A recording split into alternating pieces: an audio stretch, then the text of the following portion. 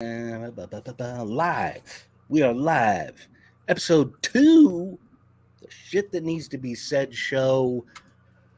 Welcome, everybody. Wednesday. Welcome, my co host, Mr. JB. What's going on? It's a happy Wednesday. Heck yeah. It's a happy Wednesday. Don't see anybody has joined yet, so it's just you and I having a happy Wednesday chat. That's all right. I'm so wound up. So am I. Because I was just telling JB before the show that I'm going to say something because I got to. Before we get into our main topic, I got to say something because, damn it, we got to. At one point in one of our episodes, we're gonna dive into the entertainment industry and the LGBTQ plus ABC whatever community and how Sorry, really quickly. LGBT. For the longest time, I thought that meant low budget.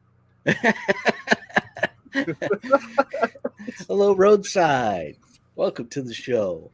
But yeah, so I was in the house probably 20 minutes ago, and my wife has usually got like something playing in the background, like YouTube videos or whatever, while she's doing her work. Robert, brother, Thompson, brother. Hey guys, welcome, guys. So she came across a video that is the second person from the Disney Entertainment, Lucasfilm Entertainment, has evidently confirmed that Luke Skywalker was gay. Now, I know probably everybody that's ever seen these Star Wars movies has seen the very first Star Wars movie where clearly Luke and Han Solo were competing for Leia because Luke didn't realize at the time that was actually his sister. Hey, Frank the Tank. Good afternoon, sir. So clearly at that point you realize that Luke he's not gay, because he would have had the hops for Han, and it would have been Leia and Luke competing for Han. Wow, that'd been a weird dynamic. Oh boy. So it's like a whole new story. Come on. Let's stop trying to change everything to be all inclusive. It's enough is enough. It's like, we don't have to be all inclusive with everything. Leave some shit alone. Star Wars, leave it alone. Just stop messing with it. Disney needs to sell the franchise back to Lucasfilm so that George Lucas can sail off into the sunset and he can just shut everything down and say, you know what? We had a good run. We made some good movies. We had a lot of fun here, but no more Star Wars. Because the more we mess with it, the more we're going to break it and ruin it. So anyhow, that's all I got to say. We couldn't even start off with RC. We just had to start.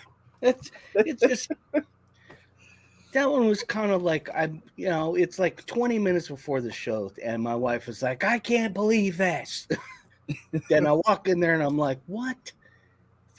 Come on. So yeah, the whole world is topsy-turvy right now with all of this. Well, at least we get to sit here and talk about it, I suppose. Yep. Openly and freely, we can speak our minds here, not worried about getting canceled, because we'll get canceled sooner or later. Yeah, if they cancel me, then I'm just gonna start another YouTube channel and I'm gonna keep doing it. It's doughy. Too funny. They already ruined it. Yeah, they did. They did. I had high hopes. The first of the newer movies with Kylo Ren and Rey, man, I had high hopes. That first one, I was like, oh man, you guys have so much potential here. Oh, I didn't see Nitro jump in there. Hey, Nitro. And yeah, Nitro. Howdy. But yeah, it's just. Yeah, that's a tough one. Honestly, I thought it was a pretty bold move to kill Han Solo in the first one. Sorry, spoiler alert, if you guys haven't seen the new Star Wars movies, that's right. But Han Solo's son kills him. Freaking lightsaber right through his chest. I thought it was a bold move. I mean, come on. You know, sad. I like But it. Sad, but at the same time, you know, Hey, barbecue. Howdy, brother. But yeah, let's at least leave one movie franchise alone. Leave it alone and just let it be what it is, or what it was, and not try to make it into something that fits into the whatever movement that's happening this week. Star Wars, come on. People should know better than to touch Star Wars and mess with it. Sorry, I gotta clean my glasses because I got all excited there and I stuck my finger in my own eye.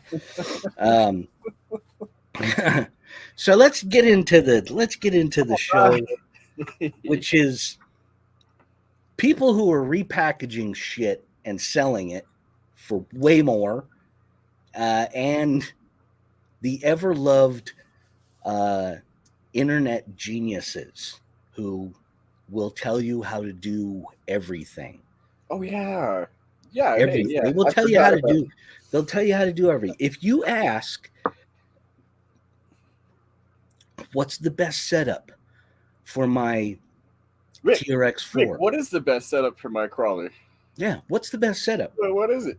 They will give you a detailed explanation of what the best setup is, and with no regards or without asking, like what state or country do you live in? What kind of crawling do you do? Do you not do any crawling at all? Do you just drive around in dirt trails all the time, drive over sticks and leaves? And but they will, and then they will swear by.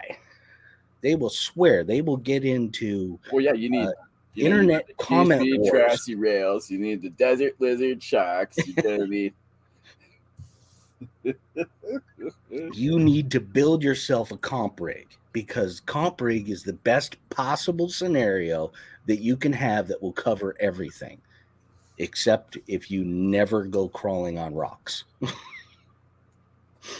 or if you want it to look like a real vehicle. Right. Yeah, and that's the thing is. A lot of these first-time guys who are just bought their truck down at the store or whatever, and then they jump online like, what upgrades should I do, and what hop-ups should I get, and what do I need to do to this thing to make it crawl better? I mean, the best four-wheel drive I'd ever had in my whole life was take it out and drive it. Did you try driving it yet? Well, no. Well, then you should do that. It's just like, why, setup. I feel like is a preference thing. When it comes to and it's surprising how often there will be somebody that comes in and posts that comment. Take it out and drive it before you just spent $500 on that thing, and if you listen to all of these other people, you're going to drop another $500 in upgrades. So you're going to be $1,000 into your rig, and have you even taken it out and tried it somewhere? And barbecue over here, he's like, there's nothing like a belly dragger. And I mean, I agree. I like a good belly dragger. But I mean, if this is your first crawler, man, I'm not going to turn around and tell you to build a belly dragger unless you've at least tried it. Like, go out and crawl that thing and see what you like to crawl, and then build around what you like to crawl. Yeah. Yeah. I mean, because there might be, right now sitting on my bench right there is my Capra. I've been refurbishing my Capra for the last week now. And that is, I bought my Capra right when it came out, and I made 2 upgrades to it. I put the aluminum steering servo bracket on the axle, and I put the T-Reel 3. T-Reel brass portal covers on the front, and in the works high clearance links. That's all I did. I tried a couple of different shocks, mostly like cheapo Amazon ones, but it was really, I was back to the stock shocks. I've been running stock shocks the whole time. That's 3.5 years of running my Capra with basically no upgrades in it whatsoever. Right. And thing's phenomenal. Well, yeah, you like it. I mean, and that's what like Tank said. The best class setup is the one that the best setup is the one that works for you. Mm-hmm. And that's the truth, man. It's what you take it out, and if you like the way that it crawls, then that's really all that matters. Yeah. And the Axial Capra Facebook group that has thousands of people in it constantly. Oh, you have to do this. You have to do the pin spring mod. You have to do this. Blah, blah, blah, blah, blah, blah. Well, And it's like, nah, you really don't. All you got to do is just take it out there, freaking drive it, and it works great. I'm not saying that there aren't some things that sometimes need to happen when you first get a vehicle. I mean, Absolutely. Everybody knows, or at least I feel like everybody knows, TRX4 Defender was one of those vehicles that you had for 5 minutes and the servo shut down in the damn thing. So you knew when you bought one, you should buy a servo and then you'll be fine. But it's stuff like that. Like, that's one thing. That's not necessarily a setup thing. Yeah. Like, we're not talking about how to adjust weight and shocks or tires or foams or this or that or the other. We're kind of just talking about the general taking care of your vehicle in the first place. I was joking. You butthole. Right. Now, see, Tank, a Class 0 truck. Now, I am I'm in the process of building a class. I guess it's a Class 0 because it's got 4.19s on it. I think that still falls into the Class 1 category, or maybe Class 0 is like super tiny tire. So I might be Class 1. But I've been in the long process of building Class 1, and I am thoroughly looking forward to driving that truck, because I know part of the scale thing is the added degree of difficulty. When you go out with the leaf spring TF2, that's going to be infinitely more difficult to crawl with than, say, my Capra. My Capra is going to run circles around you, but you are going to be increasing your driver skill. So there is absolutely something to be said about making your rig more difficult in order to improve your driving skills. But like you said earlier, a noob that comes in and somebody's like, oh, you got to put some 3-inch tires on there. You got to put leaf springs on there. You got to do this and this and this. So it looks totally tricked out in scale. And that person's going to go out and basically have a miserable time with their new RC. 5 minutes to crawl it in, and I don't want to crawl this thing anymore. I want to throw it in the trees. I mean, yeah. And I mean, I'm more like, to this day, still in the Capra Facebook group, with the main one, there are still people that swear up and down by the pen spring mod, which is, in my opinion, one of the dumbest things ever, is putting a reverse spring inside in your shock. So you have one spring that's going this way and one spring that's going the other way. So your springs are constantly fighting with one another with the idea of lowering your rig down. You don't need to put a pen spring inside your shock and do that. Pen springs are not that. It's not a really quality product. Yeah, I mean, these are not going to be made. It's not going to be terribly mass produced. I seriously doubt that the QC people at BIC are, checking the compression of every single spring and every single pen that they put out. I can't think of his name, but for some strange reason, the guy who made the Slinky comes to mind here. Because that had to be very engineered to be that way. That was very precise to be a Slinky. And, it's surprising how much engineering actually went into the Slinky. Pen springs are not. Pen springs are not. 3D engine bay, scale interior with a driver. Okay. Yeah, very cool. I love all RCs. The scale stuff is very cool to me. I love taking pictures of scale stuff.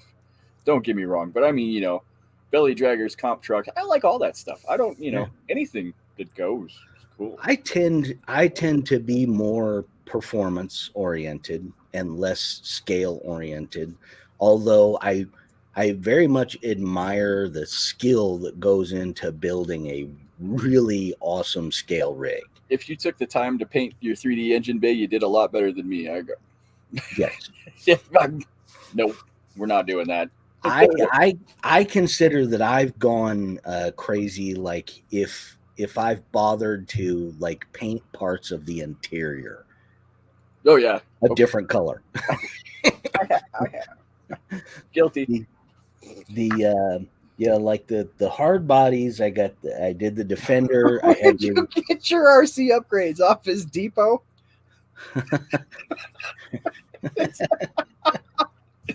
Oh, that's why I joined the show. It's for the chat. These guys are good. Yep. I got, hey, thank you everybody for joining, and thank you for being active in the chat. It is nice to know that we're engaging with people. And really quickly too, I know you said it before, but I want to say it too. You guys are free to speak your minds here. This is an open, be adults. You don't have to argue, but you're totally allowed to say what you want to say. This is the shit that needs to be said. So yep.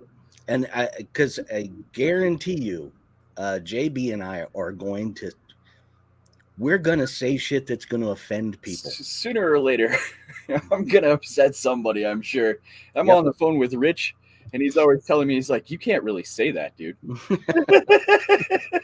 I've laid the ground rules for this show was that we try not to name names so that we don't get into any kind of like defamation or slander zone.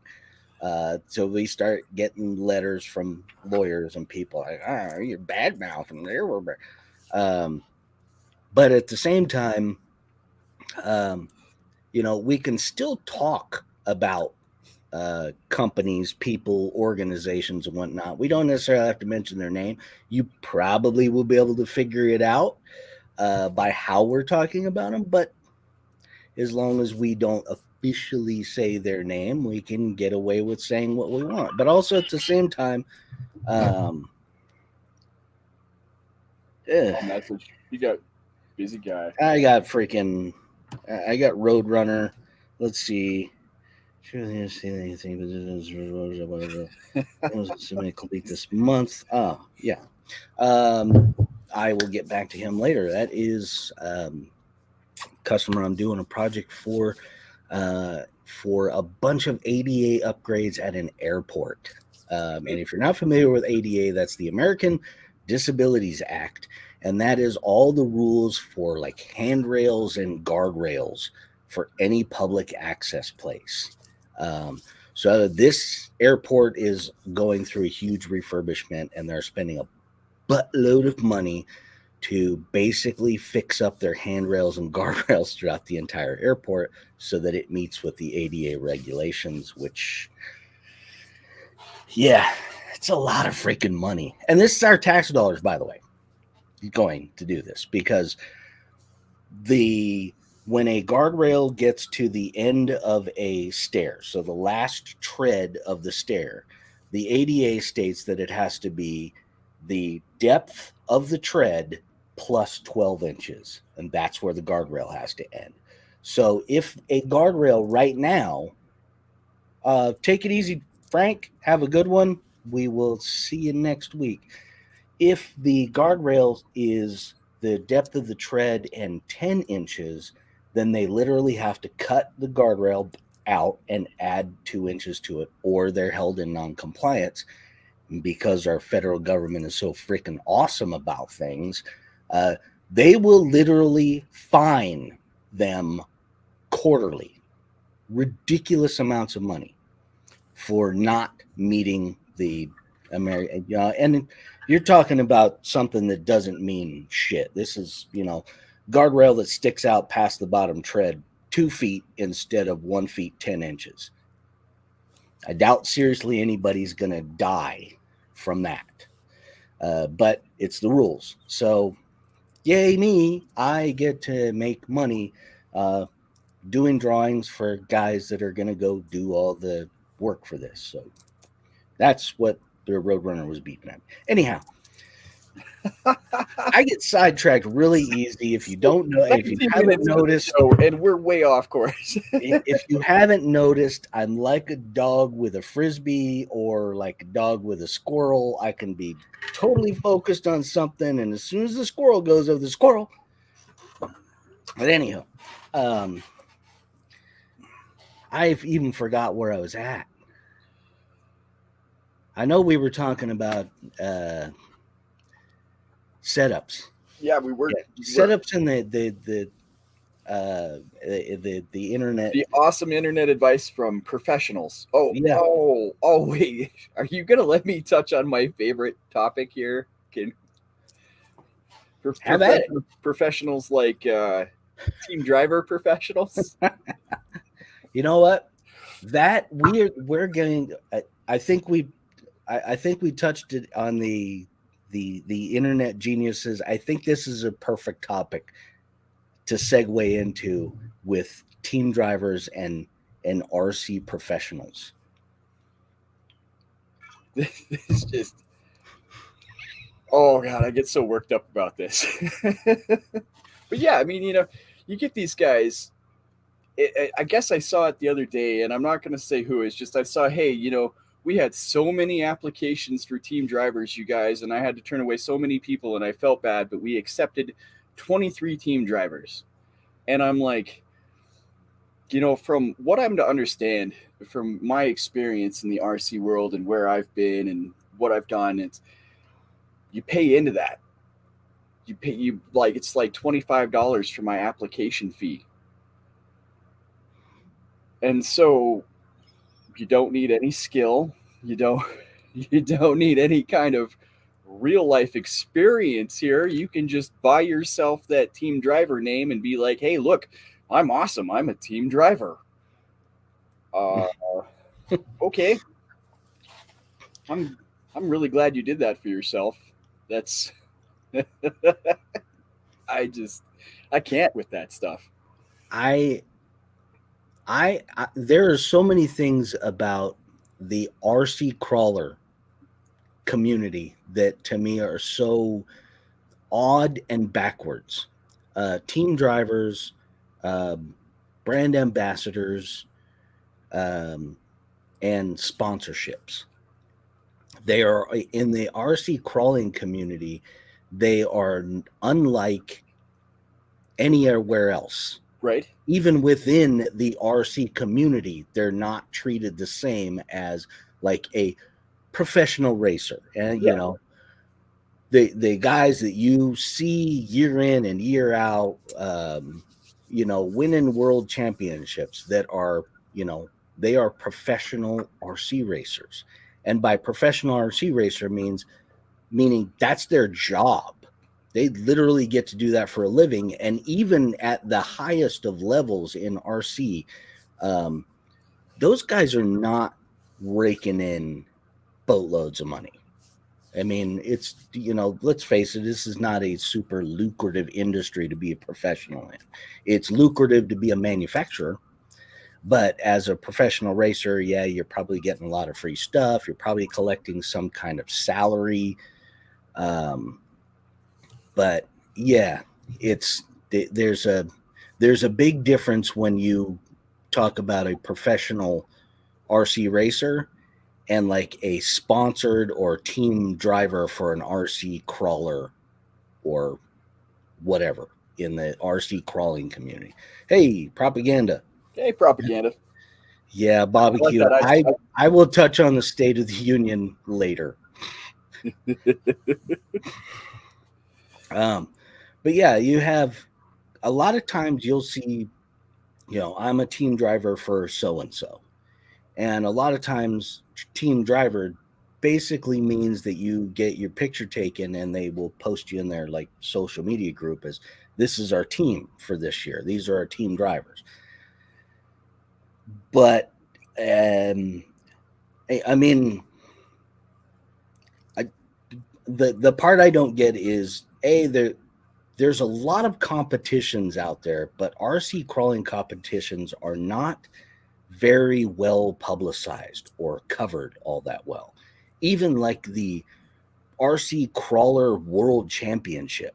Right. When you go into YouTube to try to find that, it's relatively difficult to find video of the RC Crawling World Championship.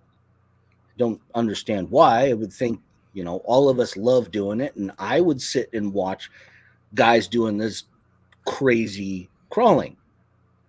I've seen it, guys with bullies and the G1, like the dedicated crazy comp crawlers that can twist 180 degrees. Right.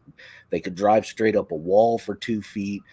But those are the guys that you would say, like, that's my team driver, because that guy goes to comps and he goes to the world championship and he wins world championships. That's the guy that he's on my team. The key thing that you said there is win, and that's the fact. Is like, look, as far as I know, some of these team drivers, from what I've had to deal with, these team drivers do have to go to 2 events a year or something like that, or 3 events a year, something. Anyways, they have to go and they have to represent. That's part of being a team driver. However, that doesn't mean you have to actually. I mean, you can place bottom. I think. Dead last. I don't know. I don't even know. I think maybe if you just show up and put your name in, you can just I didn't finish. You don't even have to actually start or compete. You could just show up. I didn't want to get my truck dirty, so no. And was it propaganda here? We need the RC Olympics. I love it. Yes. Propaganda here. I'm a team driver for myself. Maybe I come off a little hard. Maybe I do come off a little hard, you guys. I admit. I'm not saying there's anything wrong with signing up to be a team driver and having a fun experience with a group of guys. That's not it. Okay. But don't act like you're a goddamn professional just because you're a team driver. Like, I get it. You're part of something great. That's fine. That's fair. Don't sit here and tell me how to grease my engine because you think you know better. Well, the reality is there are no professional RC crawlers. There simply aren't any. A lot of what semi-pro. A lot of what I think team driver is that they've kind of mislabeled it, and really you're taking what some people call brand ambassador and some people call team driver. And what you really ought to just say is, team driver are for our guys that go to comps and they compete and they are there, they are performing at a top level. And, sponsorship, team drivers, those generally come with some kind of performance clause. Like if, I can't think of anybody. Adam Drake, he races for Mugen. If Adam Drake goes out and finishes in dead last every single race for an entire year, Mugen is going to drop him instantly. Like, dude, no, you're done. I have nothing against Adam Drake. I think he's a phenomenal personality. And obviously he's had a pretty good career. I'm just using him because he's the only name I can think of. But right. Mugen has a performance clause with him as you're a part of our team, and we expect you to compete at the top level anytime you go out. And, that's the way it works, except in RC crawling where, you can just. And like I said, it's a mislabeling of brand. I think brand ambassador and team driver. I think instead of saying you're a team driver, you could say, here's our brand ambassadors for the year. Here's our competition team. Because it's a little misleading. Right. And yeah, like Justin said, there are people that they get all uppity because they've been announced as a team driver for somebody. And it's like, okay, hey, congrats that you made the cut. But I know with some companies and their teams, you literally have to pay to apply. Then you have to buy all of the stuff. Couple products. Yeah. I think too. I mean, you get a discount, but you're still giving this guy money just to say that you drive for this guy. Yeah. Huh? You're not. And I like team myself. Like, And I like this. Nothing like participation trophies. Ain't that the truth? Yeah. Like you talk about shit that needs to be said. And RC propaganda, that's too many people taking themselves seriously. And I have to say, because RC propaganda he's been doing it for a while, with the wig and the little tiny American flag short shorts, which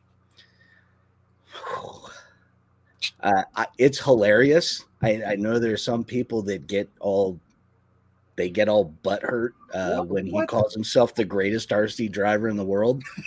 I think it's freaking awesome, and absolutely, dude, keep going with that, because who's to say you're not the best RC driver in the world, for crying out loud?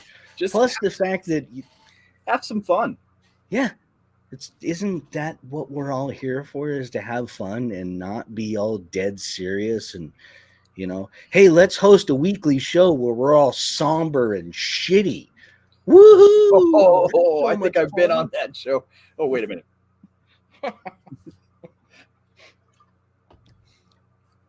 It's a few more shows before we get to that one, Mr. JB. But like I said, there's little sprinklings of that here and there. But yeah, people, come on.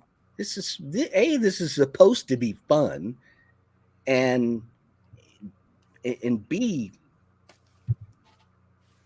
anybody that wants to make it that serious and brag about I'm this, I'm that, you're really explaining how big of a fish you are in a very small pond. Yeah. They said, just talk to me about it. Let's just talk about it. We can agree to disagree. It's fine. We can walk away from this and still be friends. That's the shit that needs to be said. I am not going to USTE myself.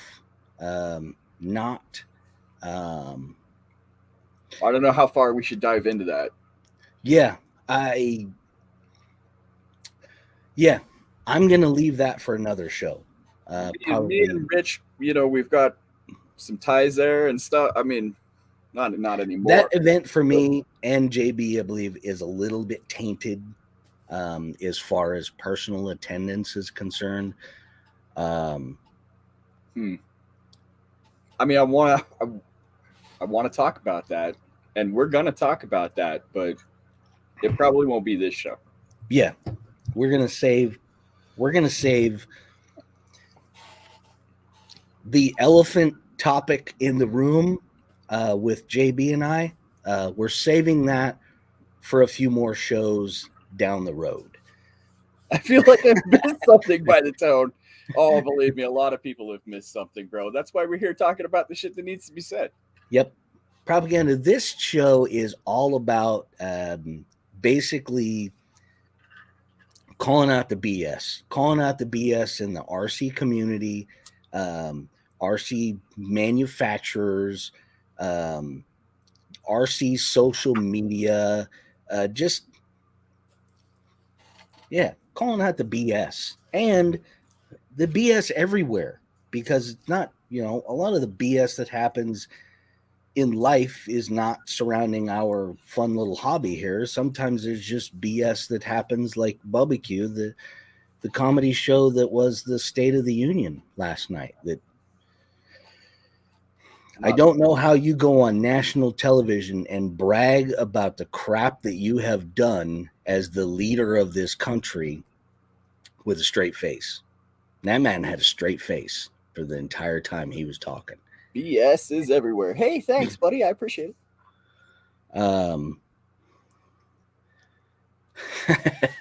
Yes, BS is everywhere. But yeah, propaganda. Obviously, JB and I were a part of something before that we are no longer a part of.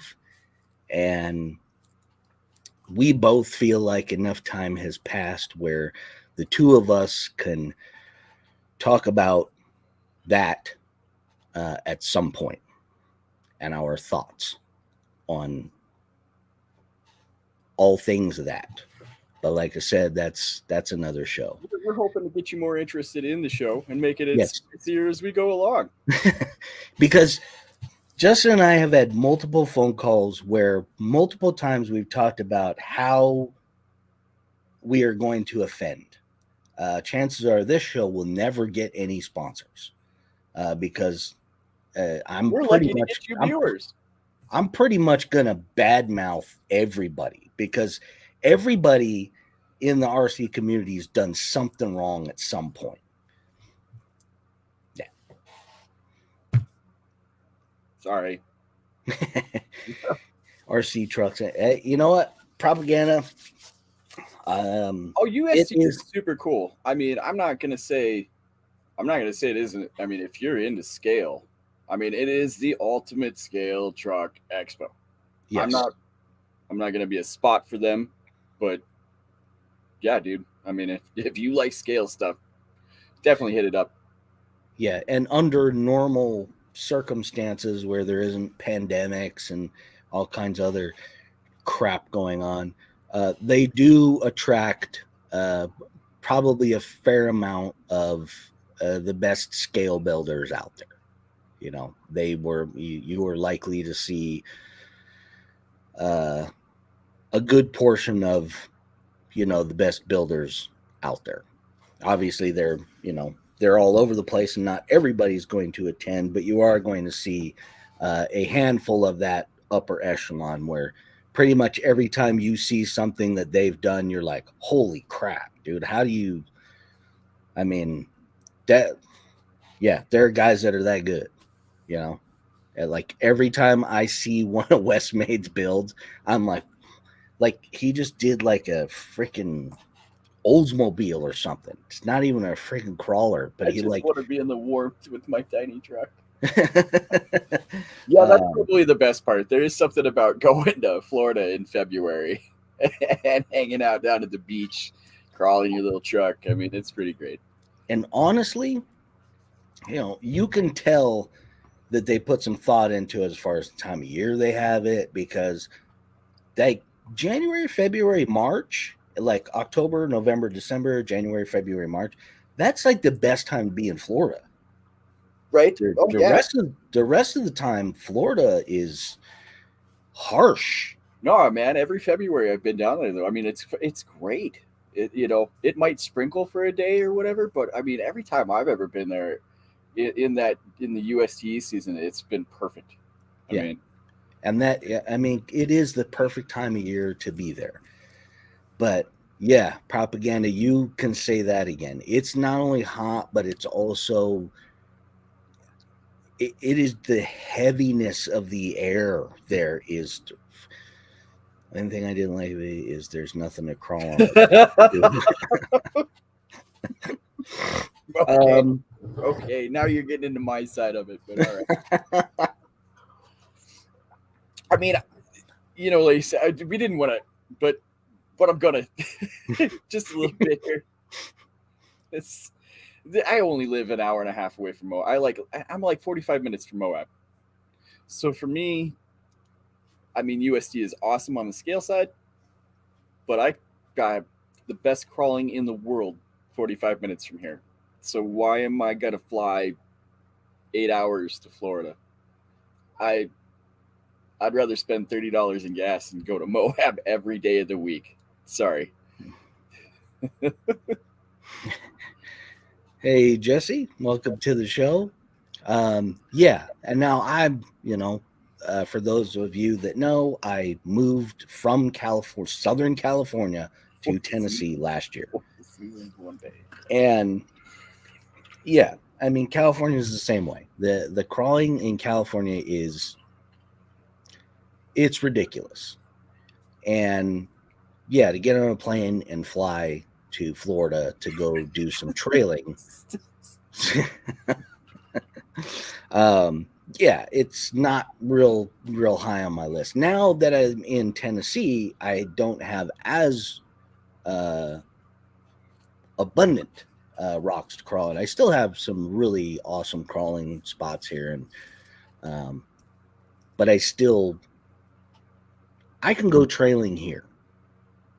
and I don't have to pay a bunch of money and have to cart all my stuff down there and stay in a hotel and, you know, arguably piss my wife off for spending 4 days driving around in tiny trucks, because that will happen. You know, my wife is not into RCs at all. She has nothing to do with it, and she's not going to go to Florida with me to walk around in cow shit for 4 days. Bye. That's a no-win for me. Yeah.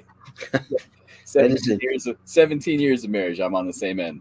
Yeah, that's a no-win for me. You know, my wife will go hiking and trailing with me any day whatsoever.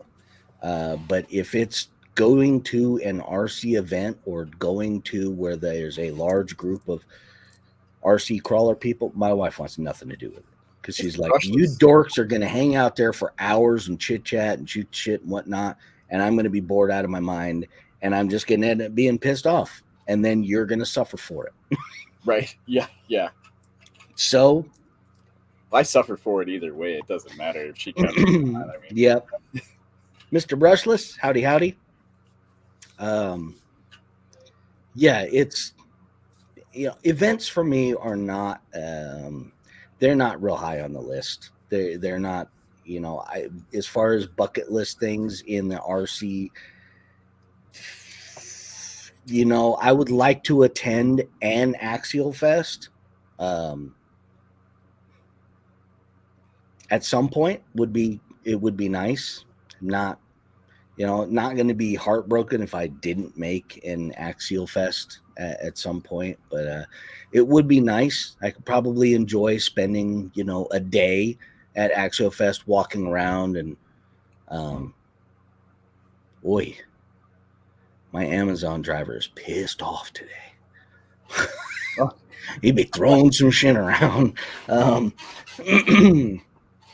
But yeah, I mean, I don't necessarily think I would, you know, as far as I'm concerned, you could make 47 different trails, but if you go on one or two of them, you know, great. I think that's part of the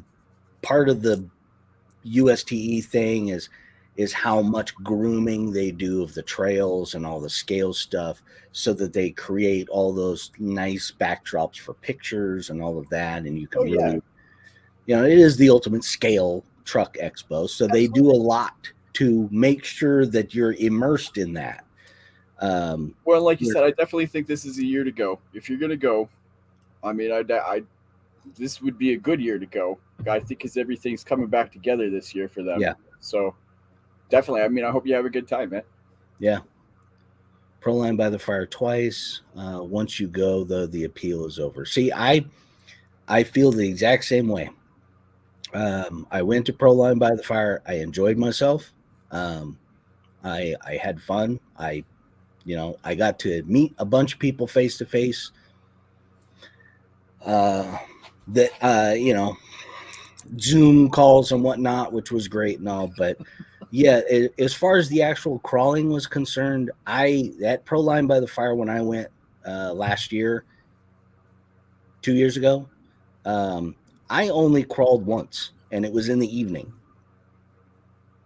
Because it's, you know, and all the folks I was there with, I was like, guys, I crawl on that shit all the time. This ain't nothing new for me. You know, you put up some flags and, you know, some little decorations here and there. It isn't. Yeah, I saw Propaganda there. Got to meet him and his wife, which was cool. But yeah, I mean, and same with Propaganda. He lives in a pretty spectacular area for crawling. So yeah, for him to travel somewhere else to go to an event where you're kind of doing the same crawling that you're always doing.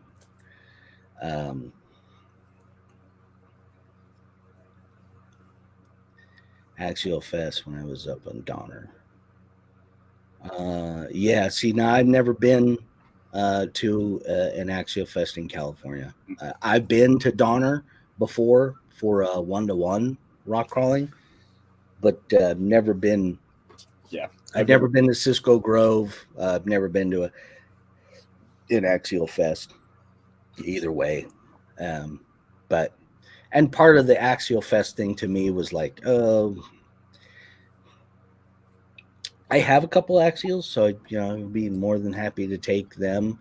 But it's a Bomber and a Capra, so I'm probably not going to deal with a lot of stuff that's too challenging for either one of those to go on. But I think more of the Axial, more of the events is just being at the event. Yeah. Really. And I also, I also think that there are some things lost at an event. Oh, excuse me. I'm still waking up this morning. For me, and I mean, I'm not going to dive off into it too much, but for me, it's just a physical thing. I almost just can't anymore. So going to events and stuff like that, like, yeah, it's got to be pretty close to home anymore for me. So, and I'm myself as well. I'm both my mother and my wife have recently commented that I haven't put out very many videos, and I did talk about it several months ago that I've been having some knee problems, and I am 50 years old. I was joking with JB yesterday that not a day I've been having to buy new pants because the waist has grown a bit and not quite fitting into all the old clothes. Partly because I can't be as active as I used to be. Partly just because when you get old, that's what happens. But yeah, I mean, most of the event thing is there is a ton of walking. There's a ton of walking, and it's uneven terrain, and yeah, not. Me personally, I have learned to appreciate that when I can drive my car or my truck up and park in a nice parking lot and take my car out and walk like 30 feet, and I can go crawling there and have fun, and then I can walk back to my car, like have a drink or whatever, then go back out, do some crawling, maybe get the fold out chair, sit down for a little while and hang out. That's the kind of crawling that I enjoy now, not loading up a backpack with 30 pounds of crap and walking around for an entire day, sweating my ass off. Oh, barbecue. Oh, I know what you mean, bro. Yeah. Yeah. And I was just going to say, you roll your ankle, or you go all out on the first day, and then, for me, I might not even be able to go to the event the next day. I might be sitting in a hotel, with frozen bags of corn on my knees and on my ankles and popping freaking ibuprofen, just so that I can move again. Well, my first UST, I was chasing down bashers at the bash park with my camera, and one of them was so close that I actually had to just fall on my butt. Was my only choice. So I fell down on my bottom to save myself. But I had to get on the plane the next day. Let me tell you what a miserable plane ride home I had. Oh my Lord. I mean, my doctor's already telling me you probably shouldn't be doing shit like that anymore. I'm out there waving a camera around underneath 80-pound Primal Raminators. Kevin Gibbs. No worries, my friend. Nap roulette. I like it. You know what? There is, honestly, I am growing to appreciate a good nap.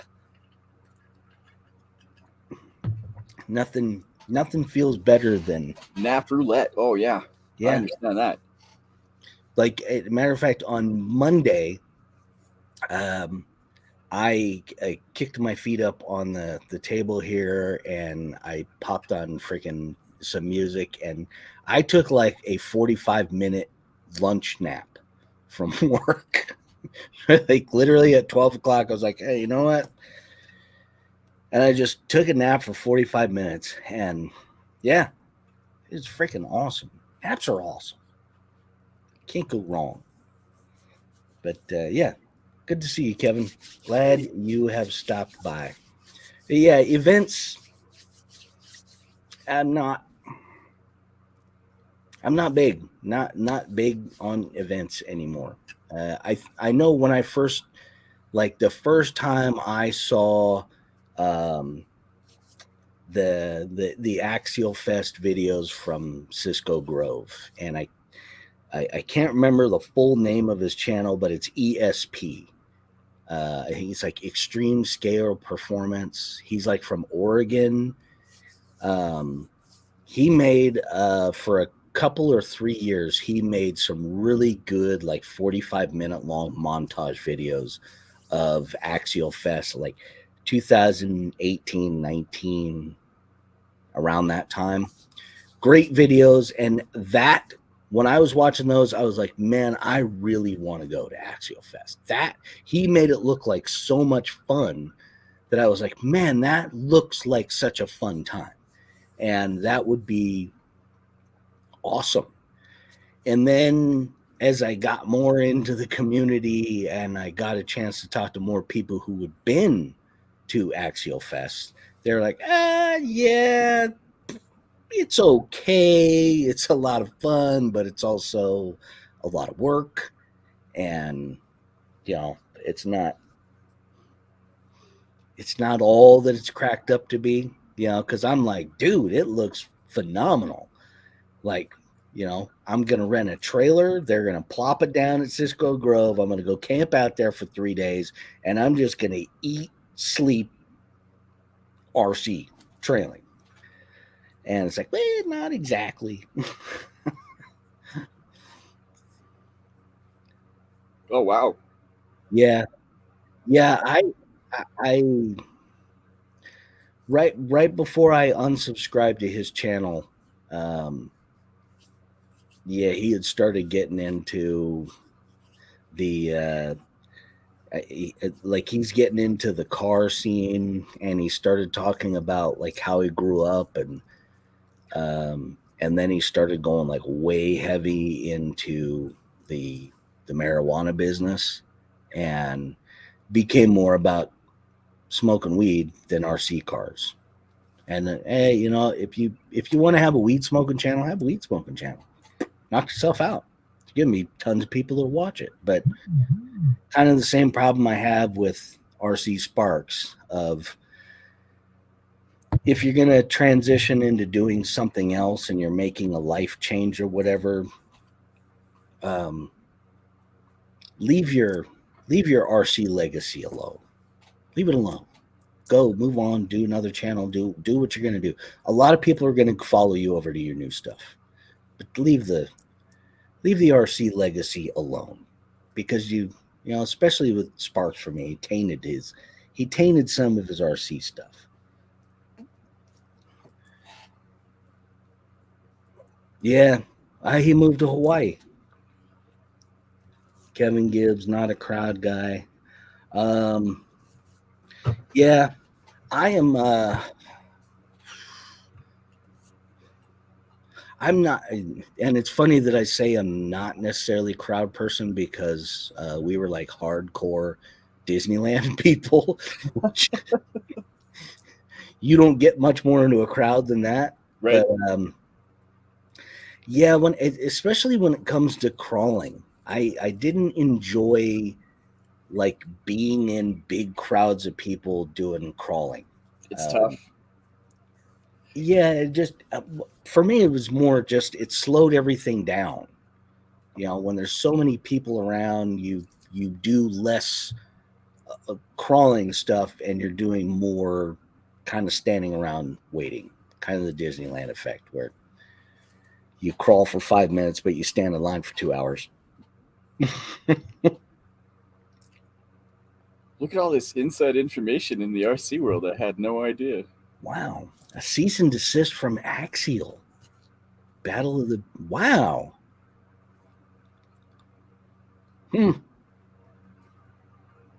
Sparks has... Yeah. Yeah, didn't he have a business before? I mean, he's got some kind of mining business or something. Anyways, he has, and I mean, he was like, he was a DJ at one point. I know,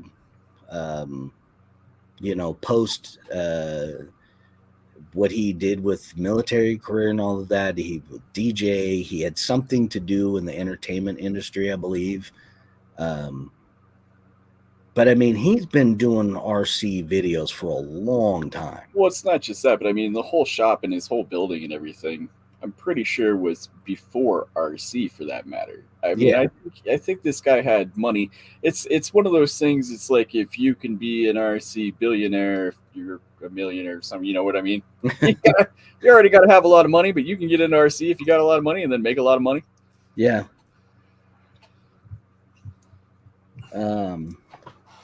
Once you start, then it just starts rolling in. I mean, if you're able to afford a $15,000 toy. Yeah. And I mean, entertainment wise, the Loading Wars and the Loading Kings, Good stuff. Me personally, there is no better RC content out there. I mean, that shit was just fun to watch.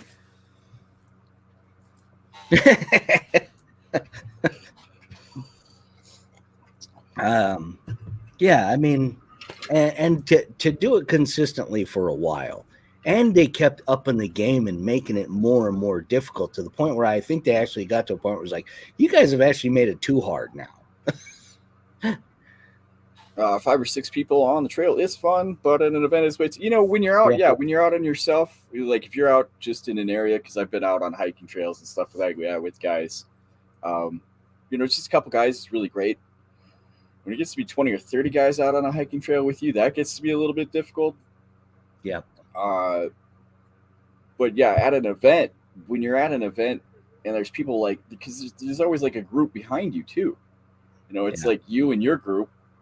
It's almost like golf or something, you got to play through. Well, that's a really good actually comparison, because that's almost exactly what it is you lose a little bit because you're feeling a little rushed. There's people behind you, but at the same time, there's people in front of you. So you can't go too far. It's just like golf, actually. You can only play so fast, or else you run into the group in front of you. Running into the group in front of you. Mm-hmm. Sanity. I have no sanity, Kevin. I lost my sanity a long time ago. That's probably why I do the show.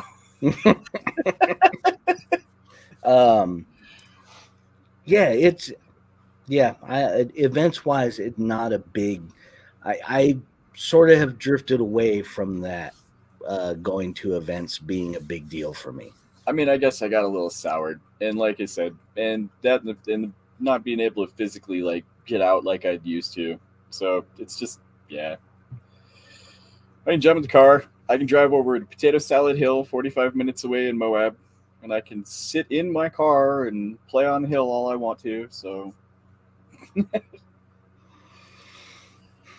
yeah, and that's, that was the other topic, was Kevin Gibbs is RC is an expensive hobby. Yeah, let's touch, because we got about 30 minutes left, right? Yep. And let's go back to the repackaging. Repackaging of stuff and selling it for much more expensive. There is no better example of that in RC than screws. And I don't want to rain on anybody's parade, and I don't personally want to. I don't think I'm going to put anybody out of business here. But the amount of money that you spend on a bag of stainless steel screws, or a box of stainless steel screws for your RC car that's RC specific, is probably triple what you would actually pay if you just went to somebody who sold screws. Like a normal, I will use McMaster-Carr. If you don't know who McMaster-Carr is like the Amazon of the industrial world. If you've ever worked at a place that gets the McMaster-Carr printed catalogs, you will know what I'm talking about. McMaster car catalog is like this thick. They will send you, depending on how much you spend with them, they will send you one catalog. But if you spend enough, they might send you a second catalog. And you can actually go onto eBay and find people selling these catalogs. They are Well, and aren't they in Granger too? well, Granger's kind of modeled after McMaster Car. McMaster Car's been around a lot longer than Granger has. Okay. And McMaster Car, but Granger is essentially the same thing. They're like an industrial supplier Right. to any company. Yeah, see, I like that. a mega bag. I believe that's I want to say the like the mega bag is the $100 option, I believe. For from $100, so Now I've actually done the math because I personally have bought. There is a little Tupperware box over there from RC Screws. I bought I bought a box of them, which really nice. Gotta say, it's really nice. It comes with not just screws, but it came with some spacers and some nuts and whatnot. And I've also bought from Team K&K. I haven't in a while because I bought or I buy now all my screws from McMaster Car. So for the same amount, okay, $40 for the Mega. Okay, so for the $40 that you spent on that bag of screws from Team K&K, I can go to McMaster Car and buy for $40. I can buy 500 screws. So for $100, I can buy closer to 800 to 1,000 screws. Slightly depends on what size and length you get. But for M2 and M3 stainless steel screws, and these are basically the highest quality stainless steel screws that you can get. This is a 316 stainless, which is not completely rust proof, but very, very close to rust proof.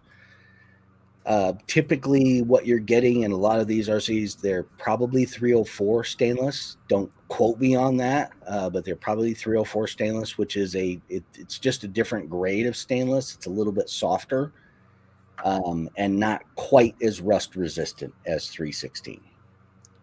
But I'm talking McMaster Car, 800 screws for $100. You'll never the last time I bought screws from McMaster Car was 2 years ago, and I still have. I can't get it right now. I still have the. See, I'll get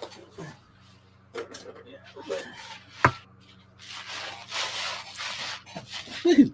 So that's my screw box. Flathead, spacers, whatnot. I have 4 of these. okay. That are full. From $100 trip to McMaster Car 2 years ago. See, and that's the thing. That's what we're here to. I mean, that's what we want to say to you guys. I mean, it is somewhat of our opinion, but I mean, the fact of the matter is me and Rich have been around. We know a little bit about the RC world, and yeah, I mean, these guys, they're trying to rebrand this stuff and sell it to you people for ridiculous amounts of money. And there is something to be said about the convenience of. Well, you get to go to RC Screws. You go rcscrews.com. You get what you need right then and there, and yeah. So you got to pay a little extra, but you don't have to look it up. I get it, but a few more minutes of time on Google. And the reality is, if you're going to go buy screws in bulk, it's really easy. You have like 10 lengths of screws that you need to get. So you get M2, M2.5, M3s, the 3 different sizes, and then basically 4 millimeter, 6 millimeter, 8 millimeter, 10 millimeter, 12 millimeter, 16, 14, 18, and 20. So actually only 9. And you really don't even need to get them that closely together. You could get, 4 millimeter, 8 millimeter, 12 millimeter, 20 millimeter, because chances are that you're going to need those little tiny increments isn't even necessary. Are you building a precise RC? Very precise RC. Yeah, I mean it's nice to go and say I'm going to buy all the screws that I need for this rig, and you open up the box and you have all the screws. Got all the screws, yeah. That little convenience. But when we're spending like the thing we're talking about here is the actual expense of this hobby. Don't forget that. I mean, you're spending so much money anyways. And I mean, when you talk about rebranding, the kings of rebranding is Hobbywing. Hobbywing started making ESCs for everybody else, and just everybody put their brand on Hobbywing stuff and was selling it as their own. And then finally Hobbywing smartened up, was like, oh God, we can sell our thing as a Hobbywing for what they're selling our stuff for.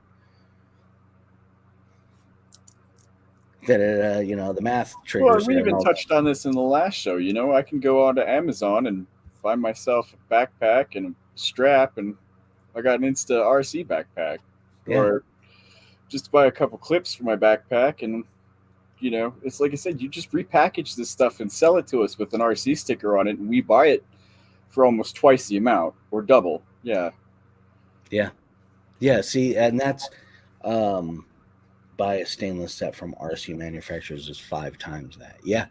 And I mean, there's now an industry in RC cars that is, we have competing manufacturers who are selling RC screws. Well, I wouldn't say manufacturers, but suppliers that are selling stainless steel screw kits.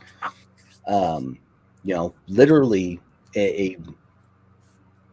something bred from kind of a convenience market. It wasn't, see a hole, fill a hole. That's kind of the, how a lot of businesses and small businesses get started. And, like I said, I'm not trying to put anybody out of business here, but, here's another one that's really crazy. This one's actually crazier than screws, and that is bearings. Every single company that you buy RC bearings from, get their bearings from the very same company. And it's a company called Boca Bearings. And Boca Bearings are hands down the best bearings in the world. And they are one of probably 5 actual manufacturers of ball bearings in the world. Boca being very, very close to the top. And you can go to Boca Bearing and get all kinds of crazy shit from these guys. From porcelain to, what do they call that? Onyx balls, porcelain ball bearings. So they like borderline frictionless, crazy amounts of product that they offer. But if you go to, now you or I can't go to Boca Bearing and buy bearings from them unless we're going to buy 1 million at a time. You literally got to buy in bulk because that's how they work. But people, that's on them.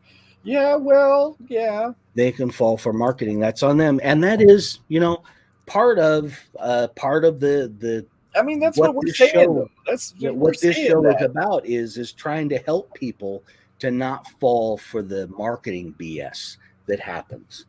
Especially in the RC industry. There's a lot of, like you said, there's just so much bullshit in the RC. Yeah. It is. It's an expensive hobby. We're not, we're not doing something in this hobby that is cheap and inexpensive. This isn't, disc golf. It's costs a lot of money. But it costs a lot of money because there's there's typical business models that happen in every industry, and RC's no different. I mean, there's you can go anywhere and find rebranded stuff anywhere you look, you know. Um, but part of the reason for the show is just yeah, to kind of cut through some of the marketing BS. Yeah, when a $50 one is just as good. Yep. Yeah. Yep. It And happens. I mean, I have both. I have some Reefs Raw 500 servos, which are relatively expensive. I've got a 555 in my Capra. I also have, a couple of freaking $20 Amazon 25 kg servos that work just fine. yeah. South American put Yeah. there. And yeah, RC propaganda. I talked about it months ago that one of the problems that's happening now and we're seeing now is because of the failures of the last 3 decades to keep track and slow down what was happening with basically companies taking all of their manufacturing and sending it over to China. And the reality is, um, every single electronic device that we buy, our phones, our computers, everything, these things are all built by slave labor in China. That's the quiet part out loud. Reefs are good, but Reefs probably has his servos manufactured in China by 8-year-old kids. Just like Nike, just like Apple has iPhones made. There is, that's the dirty little secret of just about everything we use today that comes out of China that nobody wants to acknowledge is the fact that, the reason why China can make stuff so cheap is because they don't pay people anything or they pay them so little that it makes it very easy for a company that makes $1 billion a year in profit to make the decision of, well, do I make $700 million in profit by having our stuff manufactured here, or do I make $1 billion of profit and have it manufactured in China? And as long as nobody says anything about it, then yeah, well, we just keep it going. Yeah, and that propaganda, that is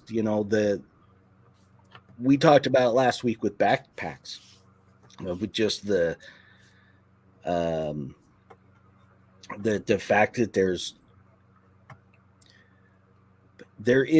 nobody that there's nobody that challenges things. Everybody is just sort of happy with the status quo. And if you've been paying attention, that's just it. A lot of people haven't been paying attention.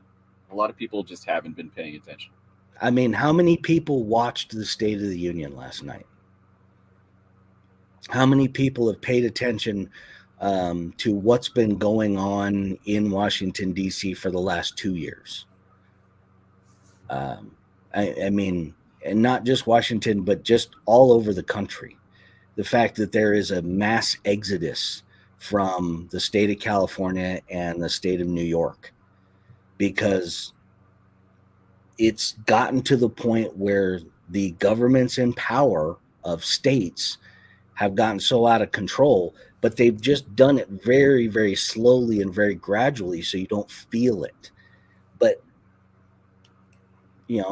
California is trying to pass a bill right now to where you will they're literally going to tax you to move out of the state. Now they're going after people, millionaires and multimillionaires, but they're literally trying to pass a bill that if you move out of California, you're going to, the last year that you file your California taxes, they are going to charge you more in taxes for moving out of the state. And it's like, that's insanity. It's an exit tax. Still going to get you money. Yeah, Bubba Q drained the swamp. Unfortunately, I think the swamp of the United States government is so deep and so full of alligators and crocodiles that it is a task that is going to take much longer um, to accomplish. I think we're talking about a generation before we rein in what's happened, what's still happening.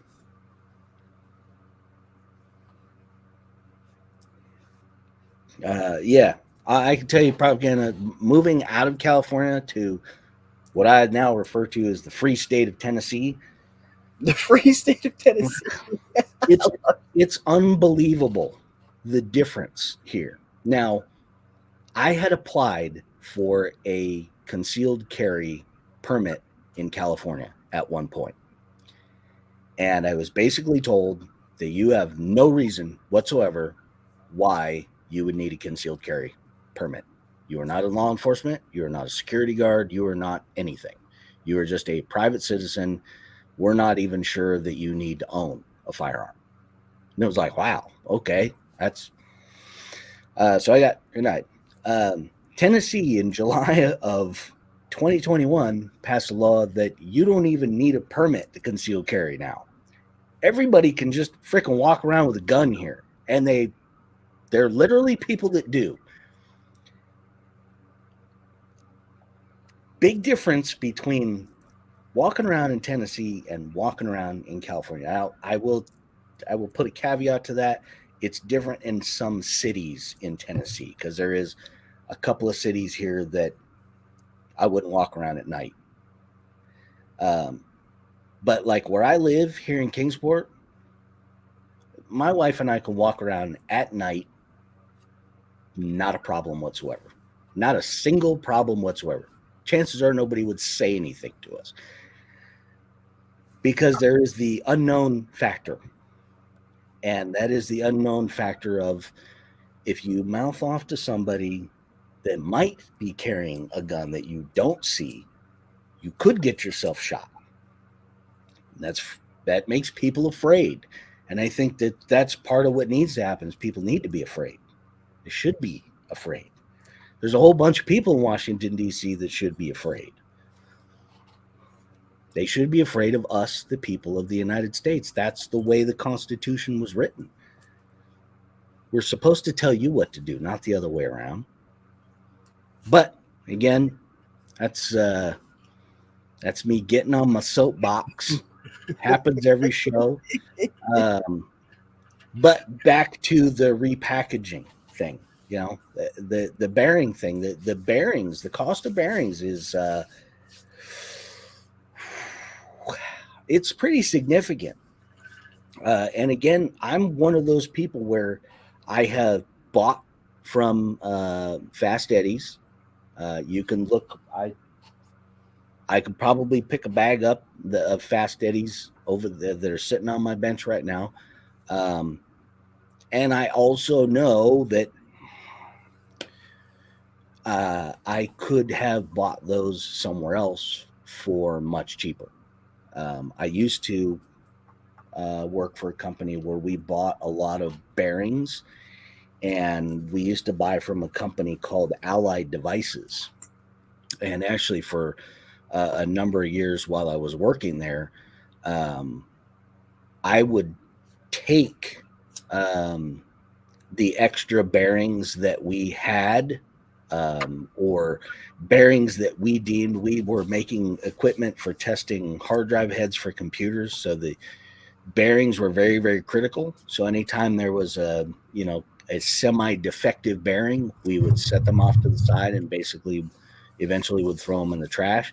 It just so happened that a lot of the bearings that we used, I could use on my RC cars. So I would take those bearings and, like bags full of freaking bearings that I would take home and, get out the calipers, measure out the size that I need, and toss the ones that wouldn't work. But where you spend $40 or $50 for a bag of, 10 or 15 bearings, we would spend $100 and get 50 bearings.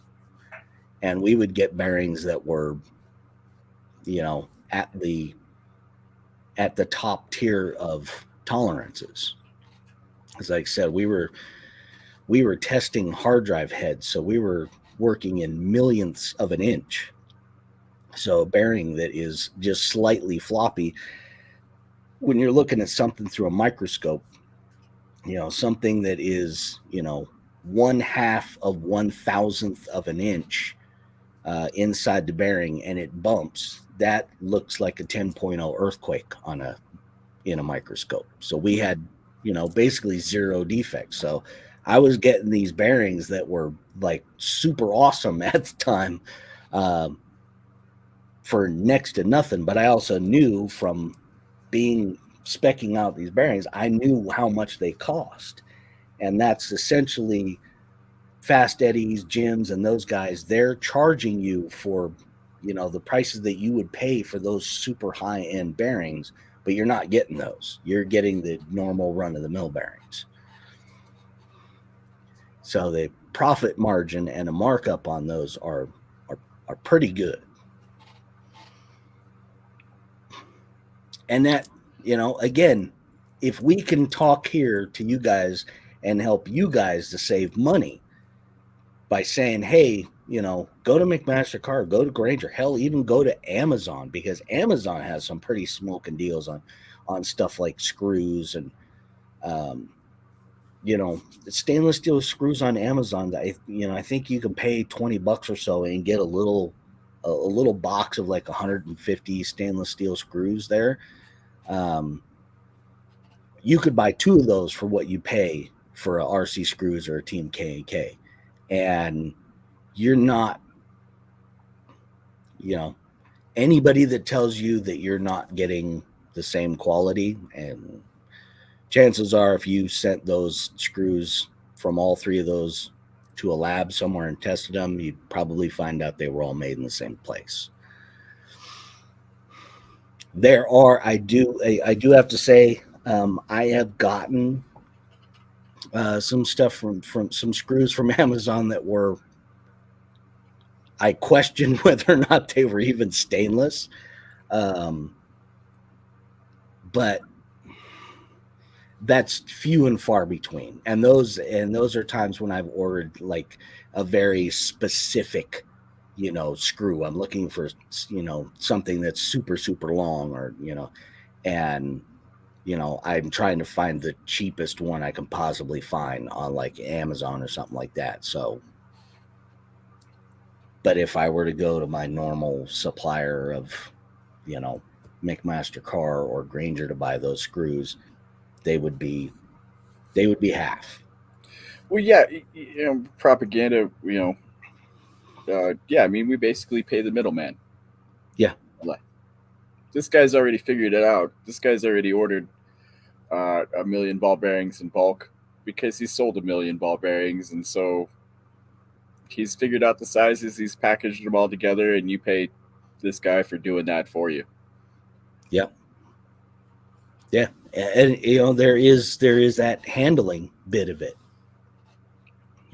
And the same with screws. I know I don't have the patience, but I know, Team K&K, I know that they individually package all of the different size screws in the individual little bags, and they have a little piece of paper in there that tells you exactly what, and that is time. You're also paying for that time.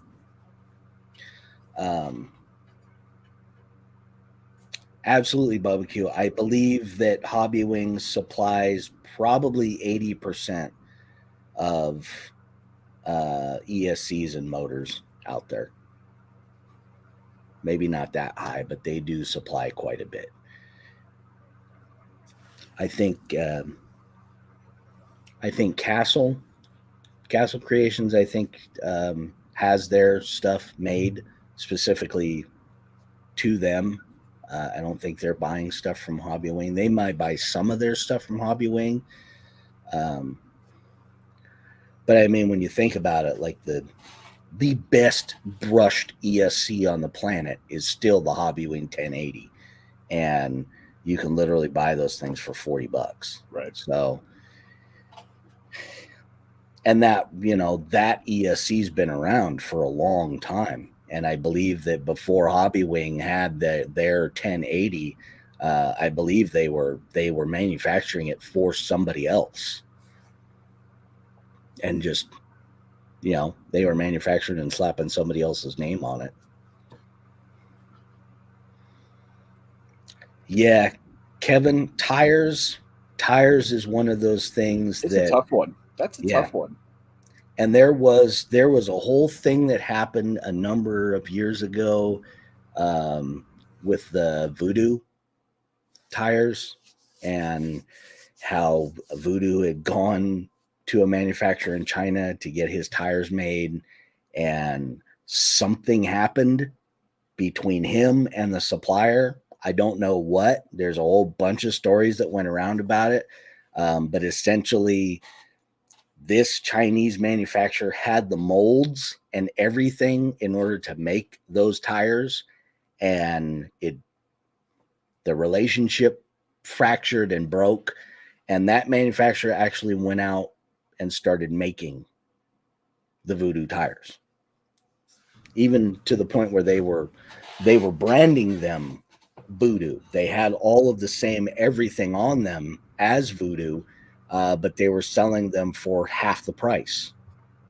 And I think even to this day, you can still get those tires on Amazon. They don't have the Voodoo name on them anymore because I think he won that fight, but you can still get those pretty much the exact same tires that Voodoo sells, but from China for half the price. Not sure. I think JB might be having some connection, because on my end he's frozen in quite a comical. You're back. I'm not pedaling fast enough. I don't know. You got to feed them squirrels more. Man, I don't know what's going on over here. Technical difficulties.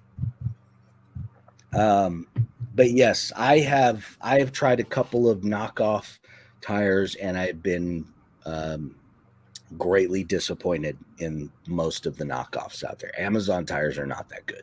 They're just not. You got to be careful what you buy, like you said, because if you buy from like a third-party company that you haven't heard of and you think you're buying a cheap pair of tires, you'd be lucky that they fit the rims that you're trying to actually, they're just a little bit off. Well, yep. Yeah. I generally charge the hamster. Yeah, you got it, brother. I generally nowadays I generally stick with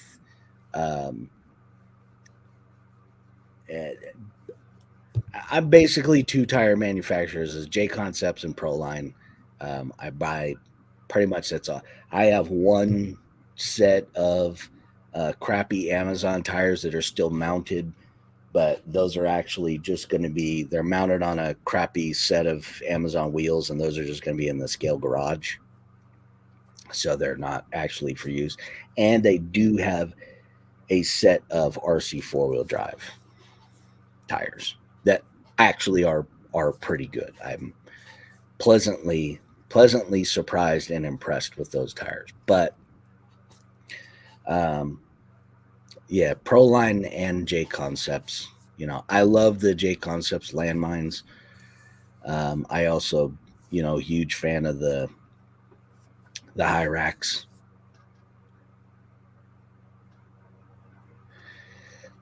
Yeah, J Concepts. I have noticed that the landmines do wear out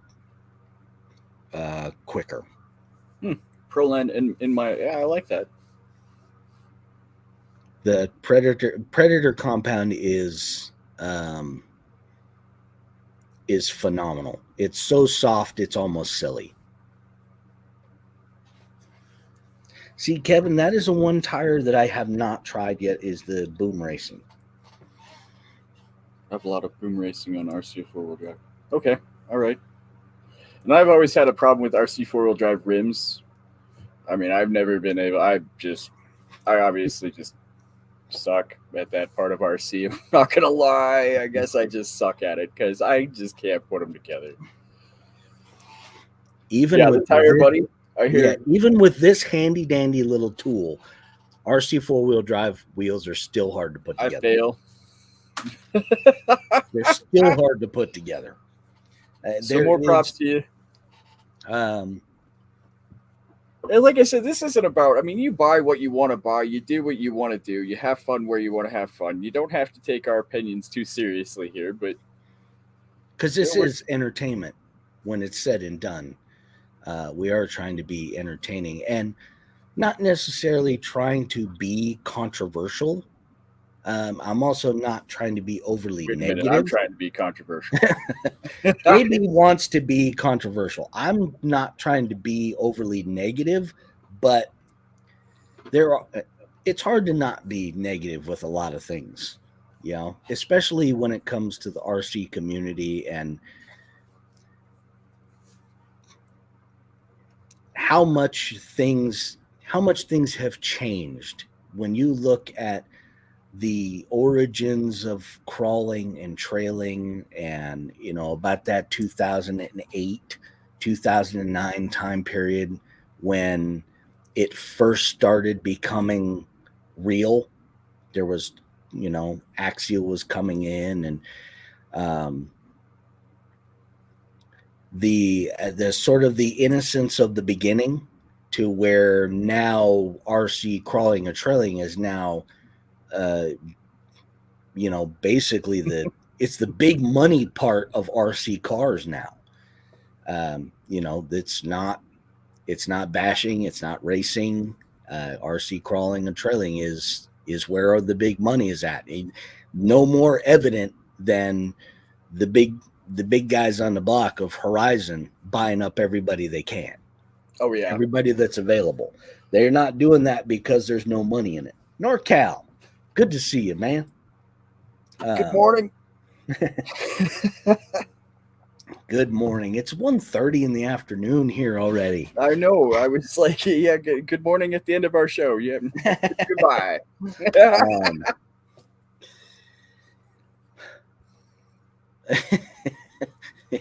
RC 4-wheel drives wheels are meant to be used once. Yeah, I don't disagree with that. You build them once, you don't necessarily ever want to take them apart. If I ever got them together the first time, I would never take them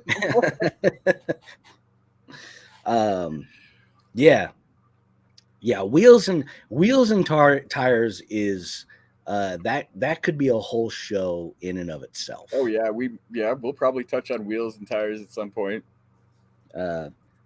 There's just not enough time for the shit that needs to be said, is what. Yeah, you know. I know Jesse asked earlier about an event, and I wanted to talk about her about that and stuff. And I mean, we just kind of. So I mean, I'm sorry if we didn't get to everybody, but. Hey, but it's. Well, of course, we got a great audience. You guys are all. Yes, absolutely.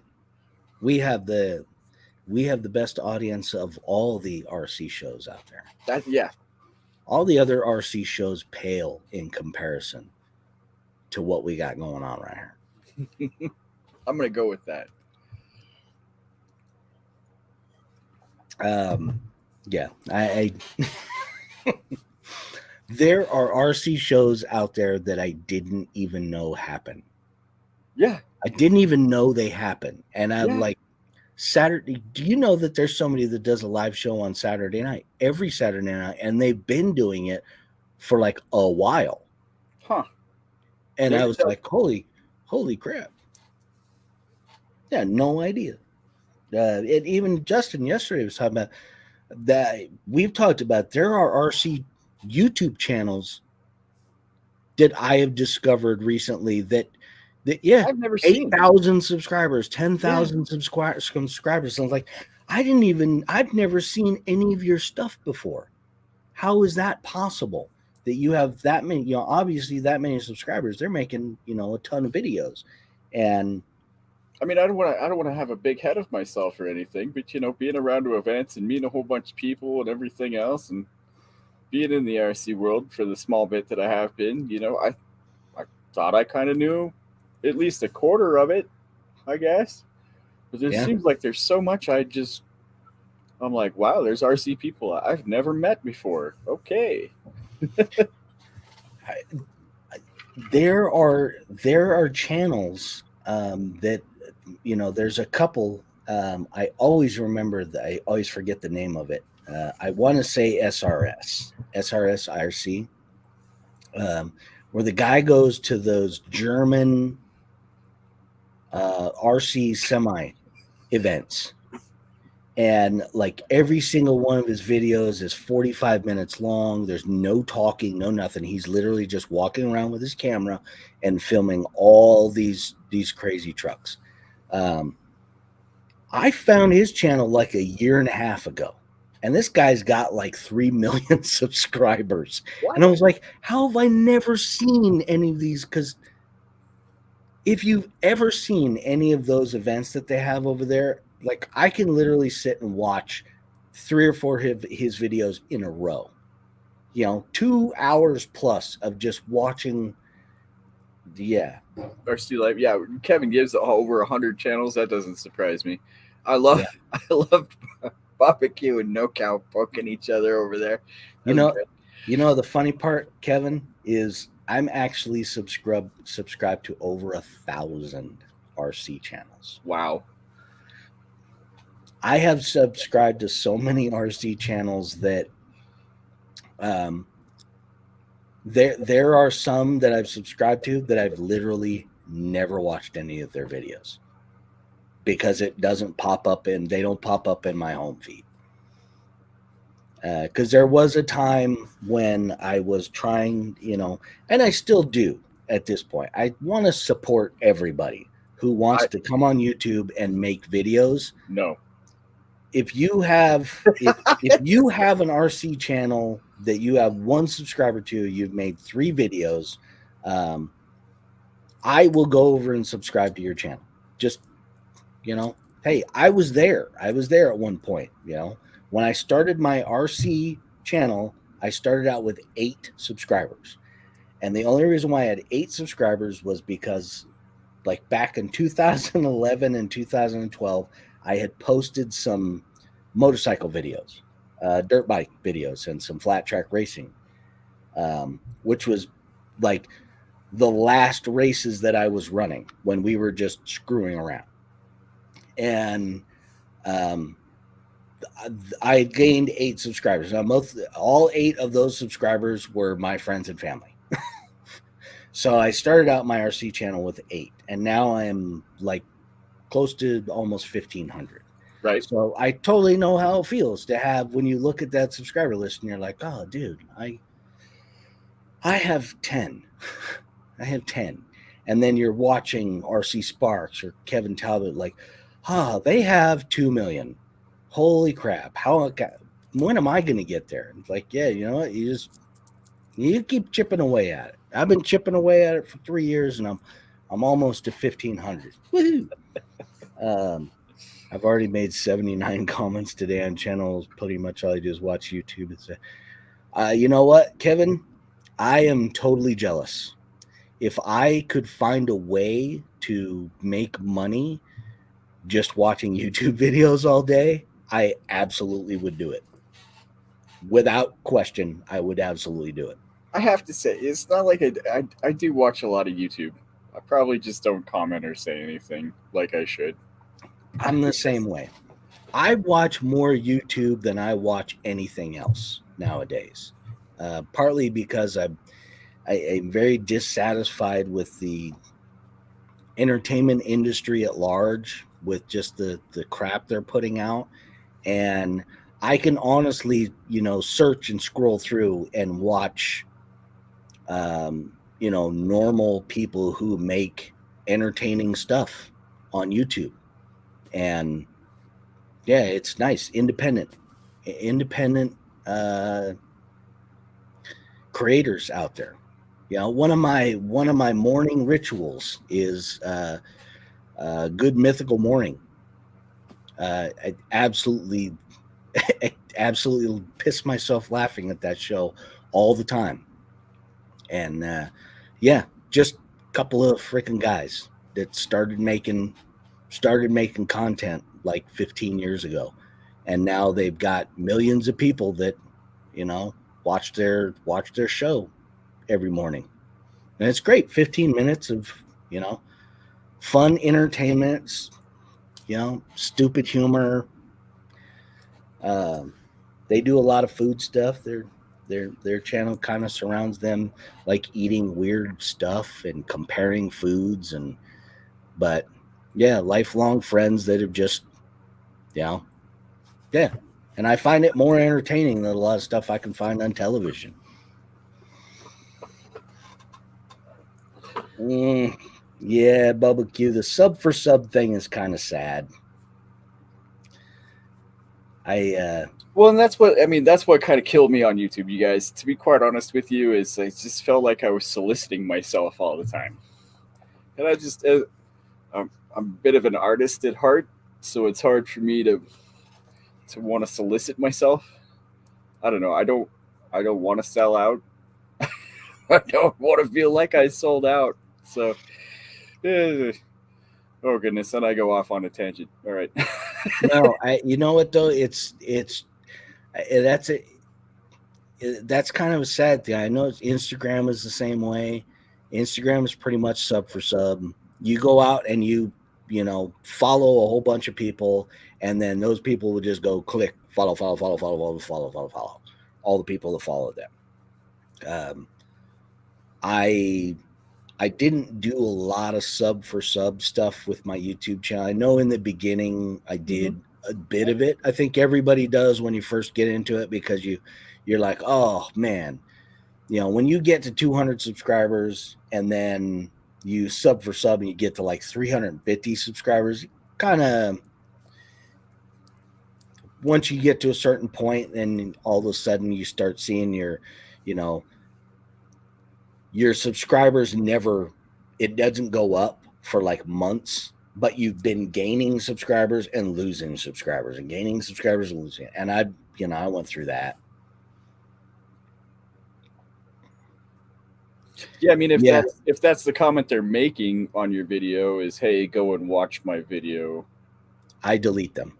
Yeah. I don't. I mean, if they're making comments on your video and you feel like they're making comments just so you'll go and watch their video, that's kind of an impression. That's not necessarily.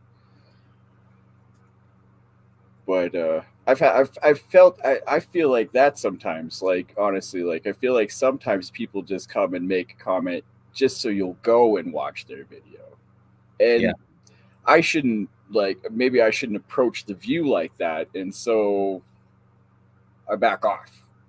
That's how I handle it. Barbecue, when my channel was still just me, the Rich H channel. Yeah, barbecue's been around for pretty much since the beginning of my RC. That's pretty. Yeah, I think Kevin Gibbs as well. Right. Yeah, I mean, aren't those guys like? I mean, is it? They're like some of my originals. I think NorCal was pretty very early on. Yeah, I'm trying to think of a lot of you guys have been here for a long time, man. I mean, I'm very appreciative. I enjoy making videos. It has been. I find it a pain in the ass. I have, and I know I'm getting ready to start making some videos again.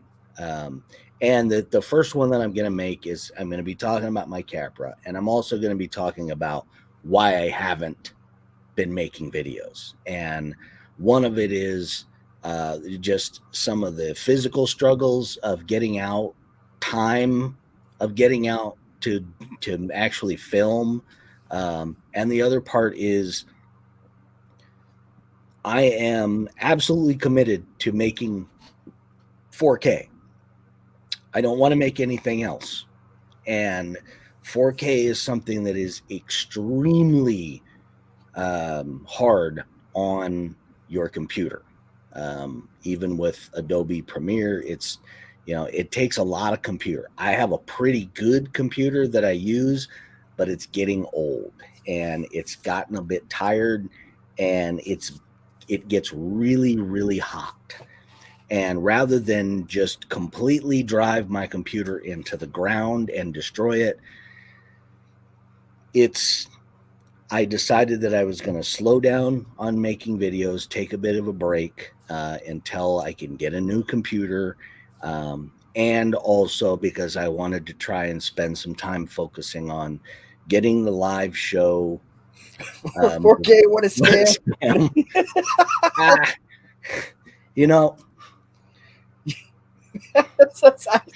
Yes, no, I don't know. I personally, the reason why I am so committed to 4K is because I watch a lot of YouTube on my TV, and I got a giant freaking TV. And it is super nice watching that clarity on the big TV. So it's kind of more personal preference. I know there's still a majority of channels are still just 1080. And I could film in 4K and process and upload in 1080, and the quality is still very, very good. But it is, like I said, it's more of a personal preference thing. But I am working on it. I'm getting lined up on getting a new computer so that I can